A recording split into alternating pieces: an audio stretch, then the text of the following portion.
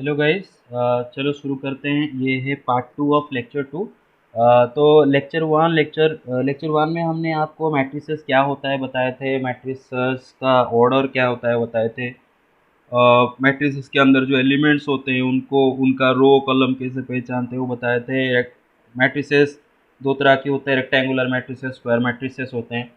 और rectangular matrices का दो तरह के होते हैं, एक होता है आपका वर्टिकल मैट्रिसेस, एक होता है आपका हॉरिजॉन्टल मैट्रिसेस, जो कल डिस्कस किए थे। तो आज वहीं से कंटिन्यू करेंगे, लेकिन उससे पहले हम एनसीईआरटी का एक सवाल उठा लेते हैं। एनसीईआरटी का एक्सरसाइज 3.1 का सवाल है कि the number of all possible matrices of order 3 by 3 with each entry either 0 और 1 इज व्हाट। अच्छा, ऐसा ही सवाल हम और एक मतलब फर्स्ट लेक्चर वीडियो में किए थे, जो कि था 3 by 4 ऑर्डर का मैट्रिक्स मैंने वहाँ पर, या फिर 2 by 3 ऑर्डर का मैट्रिक्स वहाँ पर हमने लिए थे। तो यहाँ पर 3 by 3 ऑर्डर का मैट्रिक्स बनाना है, और मैट्रिक्स का सारे एलिमेंट्स या तो आप 0 रखोगे या तो 1 रखोगे। 0 1 को छोड़कर और कुछ नहीं रख सकते। जैसे कि फॉर एग्जाम्पल ये एक मैट्रिक्स बना है ना, ये एक मैट्रिक्स बनता है। इस मैट्रिक्स में हमने ये कि 3 by 3 ऑर्डर का मैट्रिक्स आप देख पा रहे होगे, 3 कॉलम रो है, 3 कॉलम है, और इसमें मैं एलिमेंट्स का जगह पर 0 या फिर 1 का इस्तेमाल किया हूँ, किसी और का इस्तेमाल नहीं किया हूँ। ये भी आपका उसी तरह एक मैट्रिक्स है, ये भी 3 by 3 ऑर्डर का मैट्रिक्स है, और इसमें भी मैंने एलिमेंट्स का जगह पर 0 या फिर 1 का इस्तेमाल किया हूँ, किसी और का इस्तेमाल नहीं किया हूँ। तो ऐसे कितना डिफरेंट 3 by 3 ऑर्डर का मैट्रिक्स हम बना सकते हैं। ओके, तो मैं आपको बताया था कि इस सवाल का जवाब आप फंडामेंटल प्रिंसिपल ऑफ मल्टीप्लिकेशन लगा कर सकते हो।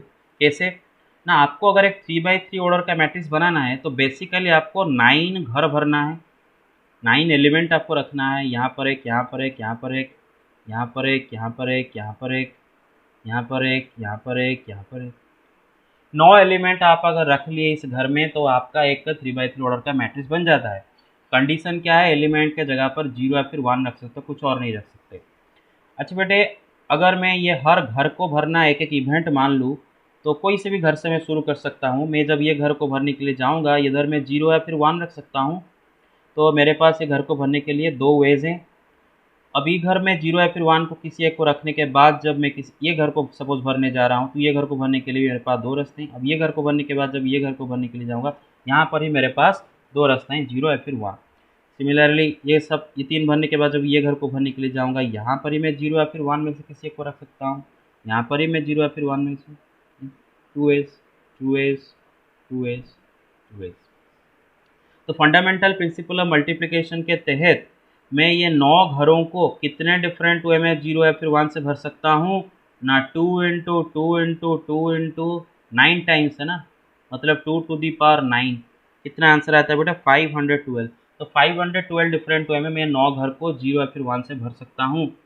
एंड हर बार मुझे एक 3 by 3 ऑर्डर का मैट्रिक्स मिलेगा 0 या फिर 1 को एलिमेंट के रूप में इस्तेमाल करते हुए। तो टोटल कितने ऐसे मैट्रिक्स मिलेंगे, 512। चलो नेक्स्ट सवाल पे चलते हैं। ओके, तो ये है क्वेश्चन नंबर 2, और क्वेश्चन को जरा पढ़ते हैं। क्वेश्चन क्या बोल रहा है कि आपको एक 4 by 3 ऑर्डर का मैट्रिक्स बनाना है, मतलब 4 रो 3 कॉलम वाला मैट्रिक्स बनाना है। मैट्रिक्स का नाम ए है, और ये मैट्रिक्स का नोटेशन होता है। उसके अंदर ith row and jth column वाला अगर एलिमेंट ए आई जे है, तो उसका वैल्यू कैसे मुझे पता चलता है कि A I J is equal to I plus J when I is less than J, I into J when I is equal to J, I minus J when I is greater than J. तो इसी relation, ये जो 3 definition को इस्तेमाल करते हुए मैं इस मैट्रिक्स 4 by 3 मैट्रिक्स को जो बनाऊंगा उसके सारे एलिमेंट्स का वैल्यू डिसाइड कर सकता हूँ। तो पहले तो हम मैट्रिक्स का स्केलेटन डिज़ाइन करेंगे। ये मैट्रिक्स का नाम ए है, let A is equal to, and ये 4 by 3 ऑर्डर का मैट्रिक्स है, इसमें 4 रो एंड 3 कॉलम रहेंगे। तो जो पहला रो है उसमें एलिमेंट्स क्या क्या रहेंगे बेटे, A11 A12 A13, 3 कॉलम रहेंगे। दूसरा रो में क्या रहेगा, A21 A22 A23। इसमें क्या रहेगा, A31 A32 A33। इसमें क्या रहेगा, A41 A42 A43। तो ये बन गया आपका 4 by 3 ऑर्डर का मैट्रिक्स। देखो बेटे, 4 रो है एंड 3 कॉलम है। हाँ, तो अब ये हो गया मेरा मैट्रिक्स का स्केलेटन बन गया। अब मुझे क्या करना है कि इन सब का वैल्यू भी निकालना है, क्योंकि मुझे एक पर्टिकुलर मैट्रिक्स निकालना है। इस डेफिनेशन के यूज़ करते हुए। तो इनका वैल्यू मैं निकालूंगा, और इनका वैल्यू इस रिलेशनशिप से कैसे निकलेगा, मैं सब नहीं निकालूंगा, एक दो एग्जाम्पल आपको दिखाता हूँ। सपोज मैं A13 का वैल्यू निकालना चाहता हूँ।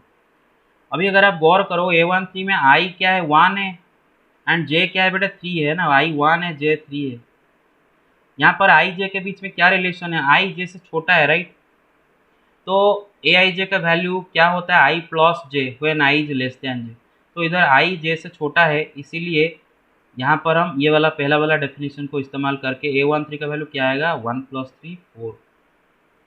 उसी तरह अगर मुझे A31 का वैल्यू पता करना हो, बेटे A31 में आई क्या है, 3 है, जे क्या है, 1 है। तो यहाँ पर आई जे से बड़ा आ रहा है, तो ए आई जे क्या होता है, I minus J when I is greater than J. तो यहाँ पर A31 का वैल्यू कितना होगा, 3 - 1 2।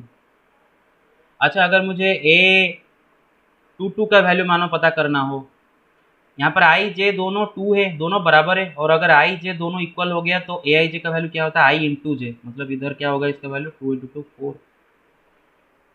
तो आप जरा देखो, ऐसे करके आप बाकी सारों का निकाल दोगे वैल्यू, और निकालने के बाद प्लग इन कर लोगे और आपका मैट्रिक्स बन जाएगा।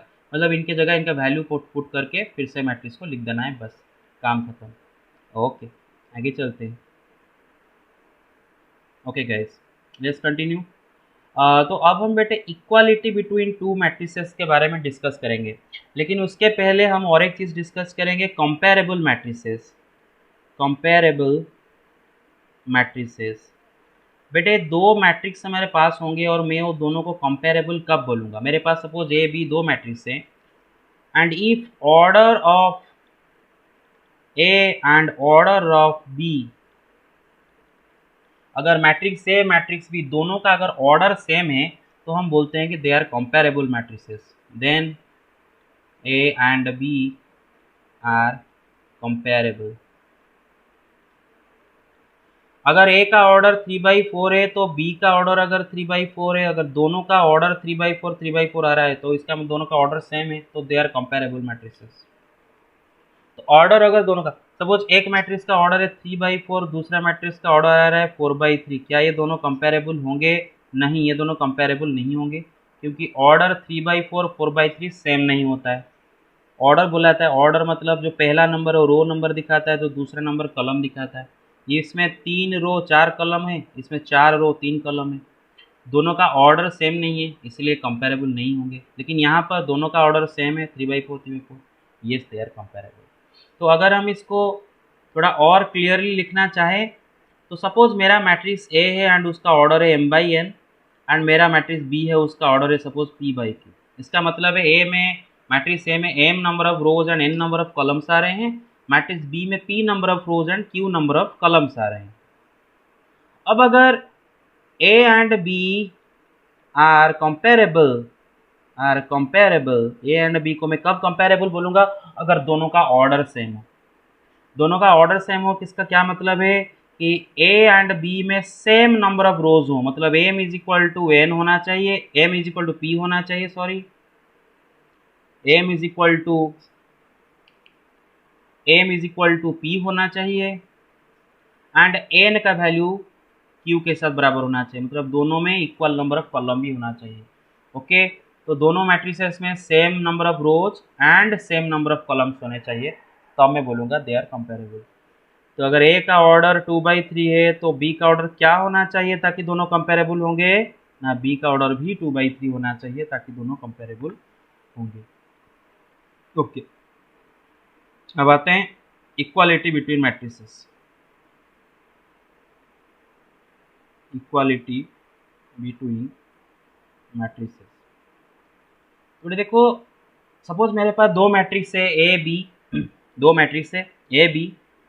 Matrix A and matrix B को मैं कब इक्वल बोलूँगा? Matrix A and matrix B को मैं कब इक्वल बोलूँगा? अगर वो दो कंडीशन सेटिस्फाई करे तो। पहला कंडीशन क्या है? दोनों का ऑर्डर सेम होना चाहिए,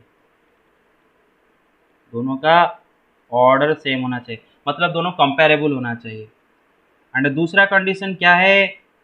कॉरिस्पॉन्डिंग एलिमेंट सेम होना चाहिए, corresponding elements of A and B must be the same। तो अगर दो मैट्रिक्स ये दोनों कंडीशन को सेटिस्फाई करते हैं तो वो जाके हम उनको इक्वल बोलते हैं। मतलब दोनों मैट्रिसेस का ऑर्डर सेम होना चाहिए, उसके साथ साथ दोनों मैट्रिसेस का कॉरिस्पॉन्डिंग एलिमेंट इक्वल होना चाहिए। मतलब मैट्रिक्स ए का फर्स्ट रो सेकंड कॉलम वाला एलिमेंट सपोज A12 है, मैट्रिक्स बी का फर्स्ट रो सेकंड कॉलम वाला एलिमेंट सपोज B12 है, तो इसका A12 इसका B12 के साथ बराबर होना चाहिए। मतलब मैट्रिक्स ए का एलिमेंट A12 का कॉरिस्पॉन्डिंग में मैट्रिक्स बी का क्या एलिमेंट है B12, तो ये दोनों इक्वल होने चाहिए। उसी तरह मैट्रिक्स ए का A11 मैट्रिक्स बी का B11 के साथ बराबर होना चाहिए। मतलब मैट्रिक्स ए का A11 का मैट्रिक्स बी में कॉरिस्पॉन्डिंग एलिमेंट क्या है B11, ये दोनों बराबर होने चाहिए। तो all corresponding elements must of A and B must be the same. तो दोनों को ऑर्डर सेम होना चाहिए, दोनों का कॉरिस्पॉन्डिंग एलिमेंट सेम होना चाहिए, तब हम बोलेंगे कि those two matrices are equal to each other. जैसे कि एक एग्जाम्पल लेते हैं, एक मैट्रिक्स में लिखा हूँ 1 2 3 4 5 6 एंड और एक मैट्रिक्स लिखा हूँ 1 2 3 4 5 6। अब आप देखो ये दोनों मैट्रिक्स इक्वल है, ऐसा क्यों? दोनों का ऑर्डर जरा चेक करो, ये का 2/3 ऑर्डर का मैट्रिक्स बनता है, 2 रो 3 कॉलम, एंड ये भी एक 2/3 ऑर्डर का मैट्रिक्स बनता है, इसमें भी 2 रो 3 कॉलम। मतलब दोनों मैट्रिक्स का ऑर्डर सेम है, पहला कंडीशन सेटिस्फाई कर दिया। और दूसरा कंडीशन क्या है? ऑल कॉरिस्पॉन्डिंग एलिमेंट इक्वल होने चाहिए। देखो बेटे, इसका फर्स्ट रो फर्स्ट कॉलम वाला एलिमेंट, इसका ही फर्स्ट रो फर्स्ट कॉलम वाला एलिमेंट इक्वल है, इसका फर्स्ट रो सेकंड कॉलम वाला एलिमेंट, इसका ही फर्स्ट रो सेकंड कॉलम वाला एलिमेंट इक्वल है, इसका फर्स्ट रो थर्ड कॉलम वाला एलिमेंट, इसका ही फर्स्ट रो थर्ड कॉलम वाला इक्वल है, 4 4 है, 5 5 है, 6 6 है। दोनों का ऑर्डर सेम होने के साथ साथ दोनों के ऑल कॉरिस्पॉन्डिंग एलिमेंट्स भी इक्वल है। तो अगर आम भाषा में बोला जाए, अगर आप इस मैट्रिक्स का जेरॉक्स कॉपी निकालोगे, अगर आप इस मैट्रिक्स का जेरॉक्स कॉपी निकालोगे तो यही मैट्रिक्स मिलेगा ना। मतलब ये दोनों एक दूसरे का जेरॉक्स कॉपी है। तो अगर ऐसा होता है, they are equal to each other. Clear और नॉट? काम खत्म। मैं देखा और एक मैट्रिक्स लिखा हूँ, सपोज 1 2 3 4 5 6 और लिखा हूँ 1 2 3 4 5 6। अब क्या है, दोनों मैट्रिक्स इक्वल है? नहीं है, क्योंकि पहला कंडीशन वायोलेट कर दिया। इसका ऑर्डर आ जाएगा 2/3, 2 रो 3 कॉलम, लेकिन इसका ऑर्डर क्या आ जाएगा बेटे? 3 रो 2 कॉलम, 3/2। तो दोनों का ऑर्डर सेम नहीं आ रहा है, पहला कंडीशन वायोलेट कर दिया, तो they are not equal to each other. अब अगर आम भाषा में देखा जाए तो आप अगर ये मैट्रिक्स का जेरॉक्स कॉपी लोगे तो क्या ये बनेगा? क्या ये दोनों एक दूसरे का जेरॉक्स कॉपी बनेंगे? क्या ये दोनों आइडेंटिकल है? क्या दोनों एक दूसरे का फोटो कॉपी है? No, that's why they are not equal. Clear और नॉट? ओके, और एक एग्जांपल लेते हैं। 1 2 3 4 5 6 1 4 3 4 5 6। देखते हैं क्या है, दोनों मैट्रिक्स इक्वल है? Well the answer is no. अब जरा देखो, अगर आम भाषा में बोला जाए, आप अगर इसका जेरॉक्स कॉपी निकालोगे, इसका जो डुप्लीकेट निकलेगा, जेरॉक्स कॉपी अगर निकालोगे, तो क्या ये बिल्कुल ऐसा होगा? आप जरा सोचो, जेरॉक्स में ये 2 4 कैसे हो गया, है ना? बाकी सेम है, 1 1 है, 3 3 है, 4 4 है, 5 5 है, 6 6 है, लेकिन ये 2 कैसे 4 हो गया? तो ये दोनों क्या इक्वल मैट्रिसेस होंगे? नहीं होंगे। लेकिन अगर हम डेफिनेशन के हिसाब से चले, मैट्रिक्स इक्वालिटी ऑफ मैट्रिसेस के रूल के हिसाब से चले, पहला कंडीशन सेटिस्फाई कर रहा है, दोनों का ऑर्डर बराबर आ रहा है, 2/3 2/3, लेकिन जो दूसरा कंडीशन वो वायलेट हो रहा है, दोनों का ऑल कॉरिस्पॉन्डिंग एलिमेंट इक्वल नहीं आ रहे। ऑल कॉरिस्पॉन्डिंग एलिमेंट इक्वल आना चाहिए। ये 1 1 ठीक है, ये 3 3 ठीक है, 4 4 ठीक है, 5 5 ठीक है, 6 6 ठीक है, लेकिन ये तो अनइक्वल हो गया ना। इसका कॉरिस्पॉन्डिंग एलिमेंट ये और ये दोनों इक्वल नहीं है, तो ऑल कॉरिस्पॉन्डिंग एलिमेंट इक्वल आना चाहिए, तो नहीं हो रहा, therefore they are not equal to each other. Okay, तो चलो गाइस, ये सवाल देखते हैं।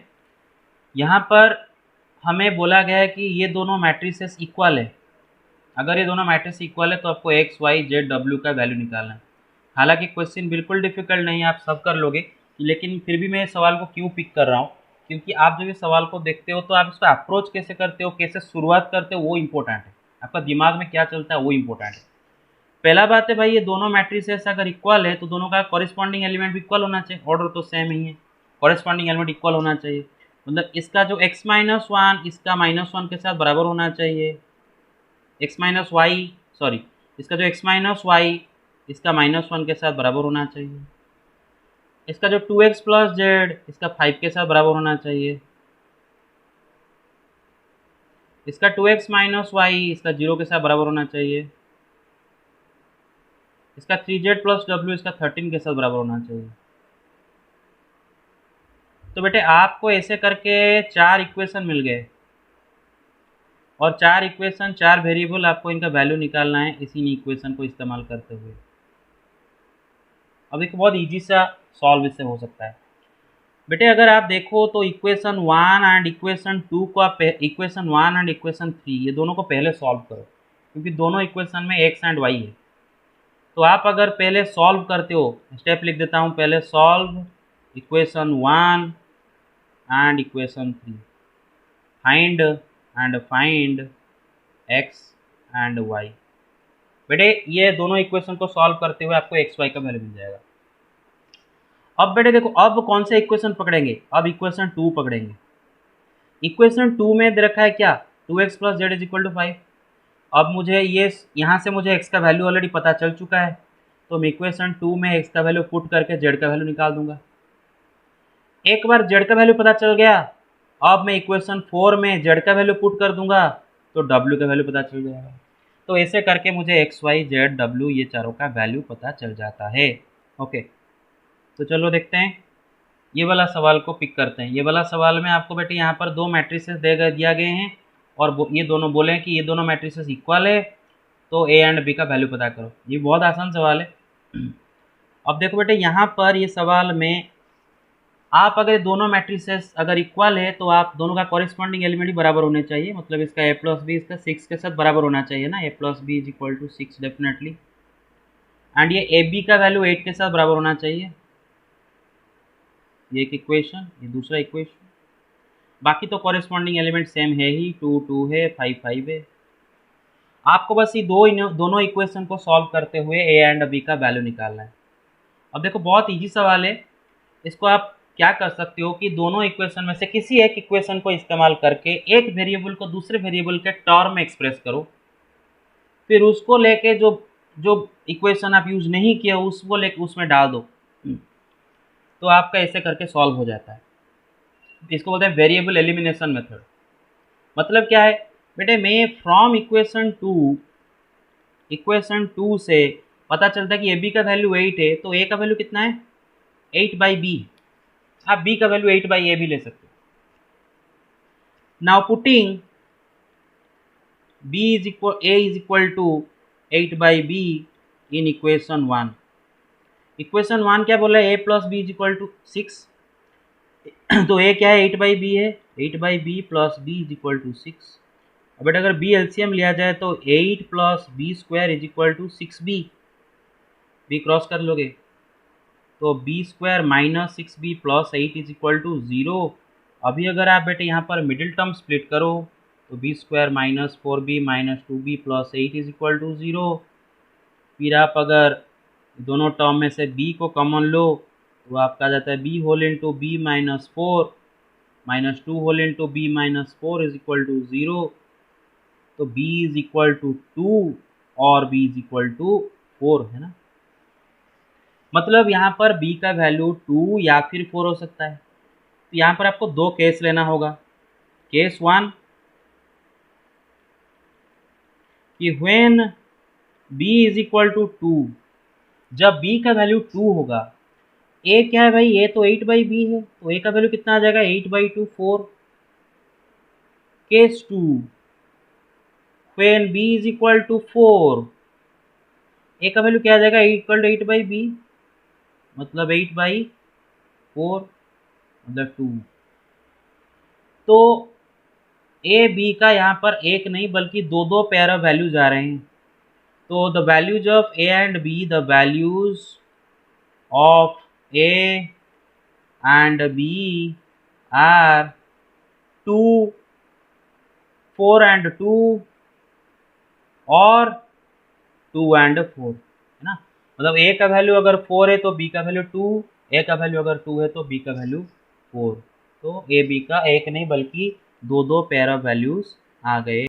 अब बेटे एक और सवाल हम देखते हैं, एक और सवाल देखते हैं।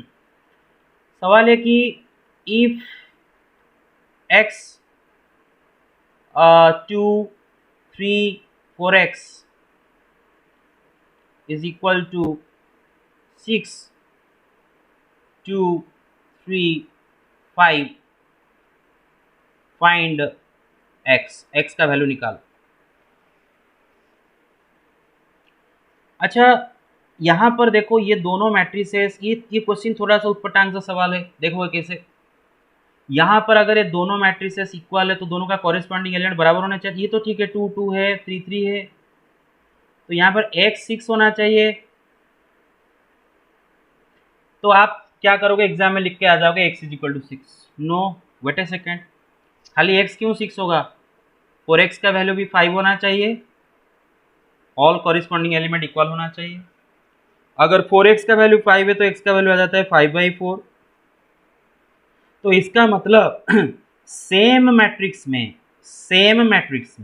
साइमल्टेनियसली एक एलिमेंट पर x का जगह 6 एंड दूसरे एलिमेंट पर x का जगह 5/4 कैसे रखें, दैट इज नॉट पॉसिबल। एक मैट्रिक्स है, एट ए टाइम ये दोनों x पर सेम ही वैल्यू रख सकते हो, है ना। एट ए टाइम ये सपोज x का वैल्यू 6 है तो यहाँ पर भी x का वैल्यू 6 ही रखना चाहिए। अगर x का वैल्यू यहाँ पर 5/4 रख रहे हो तो एट ए टाइम यहाँ पर भी x का वैल्यू 5/4 रखना चाहिए। ऐसा नहीं कि साइमल्टेनियसली एक ही मैट्रिक्स में इस एलिमेंट के लिए x का जगह पर 6 रखो, इस एलिमेंट के लिए x का जगह 5/4 रखो, ऐसा नहीं है। तो इसका आंसर क्या आएगा, impossible to find the value of x, right, impossible to find the value of x. Okay, so thank you guys, see you in the next class, bye bye.